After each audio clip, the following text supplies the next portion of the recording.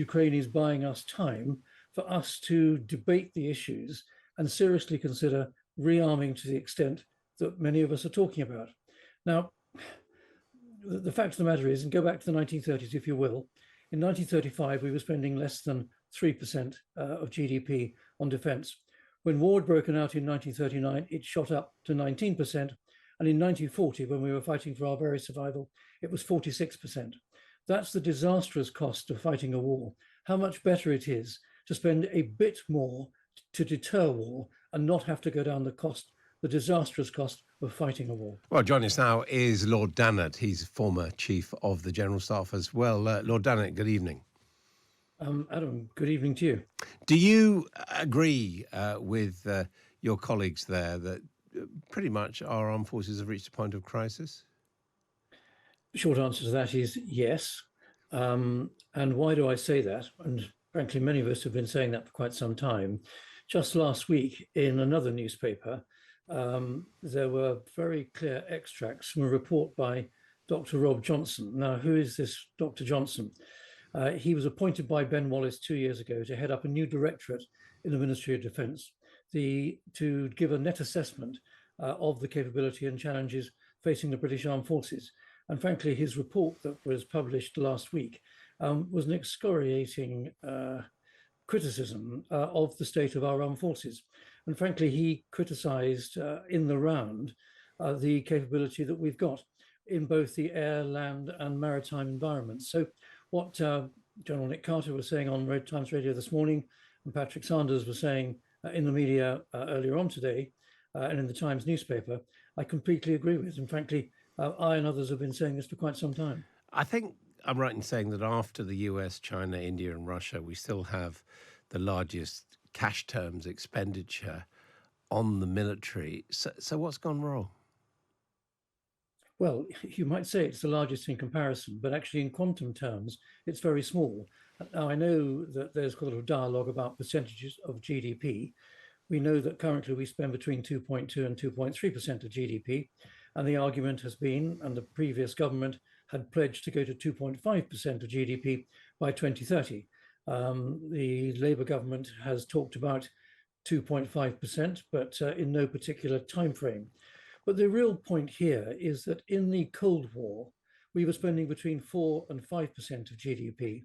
And the significance of that is that 4 to 5% brought us a deterrent that prevented the Cold War from going hot. And my goodness, things are heating up in Europe at the present moment. Are you one of those who thinks that with this new axis of Russia, China and Iran, we are in a position that we were in the 1930s of probably heading towards some sort of global confrontation? Well, without sounding smug about it, I published a book in September last year called Victory to Defeat the British Army 1918 to 1940. And the whole purpose of that book was to analyse why we had been defeated in 1940, that's the British Army in France, whereas we had won less than 22 years later, 22 years earlier, against Germany at that time. I mean, the point is there are parallels between the mid to late 1930s and now. Now, you talk about the widening axis. Yes, of course, in the United Kingdom, we should be concerned about that. But our primary concern should be on the security of Europe. And that's why the NATO conference, the 75th anniversary conference that's starting in Washington, D.C. now, is extraordinarily important to underline the importance itself of NATO and NATO's guarantee of the security of Europe. And do you feel optimistic about this summit? Because it does seem that although I think I'm right in saying 20 out of the 31 NATO members don't actually hit the 2% spending target, let alone anything higher, they are moving in the right direction because of the perceived threat from Russia. Well, the countries closest to the perceived threat are certainly upping their expenditure. Poland is now on about 4.1% and heading towards having the largest army in Europe. And you can't blame them. A couple of months ago, I was at the Baltic Military Conference and met a lot of very worried people from Estonia, from Latvia, from Lithuania, and question why did the Finns and the Swedes decide this was the moment to join NATO? Because frankly, they're concerned in just a way that the Poles are. So it's really important that we continue to support Ukraine. In a sense, Ukraine is buying us time for us to debate the issues and seriously consider rearming to the extent that many of us are talking about. Now, the fact of the matter is, and go back to the 1930s, if you will, in 1935, we were spending less than 3% of GDP on defense. When war had broken out in 1939, it shot up to 19%. And in 1940, when we were fighting for our very survival, it was 46%. That's the disastrous cost of fighting a war.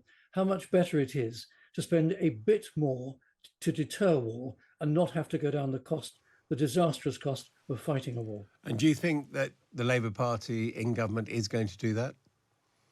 Well, conversations I've had, particularly with John Healey and Vernon Coker, leading for the Labour Party on defence in the Lords, is that they understand this and they get it.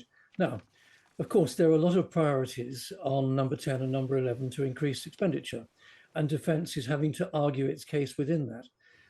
I understand that Keir Starmer is likely to pledge going to 2.5% at the NATO summit, which is good, but I understand that he may well not put a time frame on it. Frankly, he needs to put a time frame on it because the Ministry of Defence can't plan properly if it doesn't know when the extra funds are going to become available. They can't let contracts, they can't plan ahead in a cost-effective sort of way.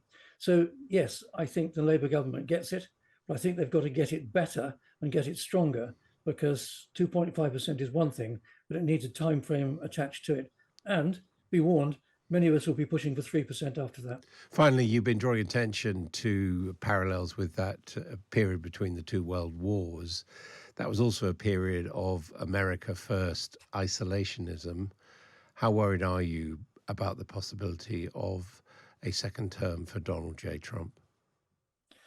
Well, I think we should be worried. I mean, what the Americans choose to do in their electoral system sometimes baffles logical analysis. But there would seem to be quite a possibility. I don't want to go any higher than that Donald Trump might be re-elected. He has certainly been skeptical about NATO. I think less skeptical probably now than he was at the beginning of his first term. And I don't think he would go so far as to withdraw the United States from NATO. But what he will continue to say, and in a sense he's not wrong about this, is that European countries must spend more on defence and share more of the burden of defence. And I think European countries are beginning to realise that and are making contingency plans to make sure that if the United States was to scale down its support, both for Ukraine and European defence in the round, that European countries somehow can find a way of stepping up. Lord Dannatt, thank you very much indeed.